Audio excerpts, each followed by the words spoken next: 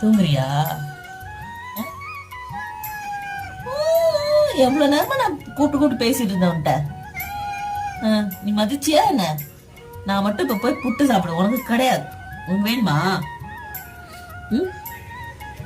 வேணுமா? வேணுமா? ஏய் தூங்கு மூஞ்சி, எந்திரிச்சு பாரு. போய் இங்க பாரு. புள்ளி மாதிரியே இருக்கடா நீ. இந்த கோடு கூட அந்த பாரு, அங்க யாரு போறா பாரு. டவுமி சார் பின்னாடியே போறாரு. குடு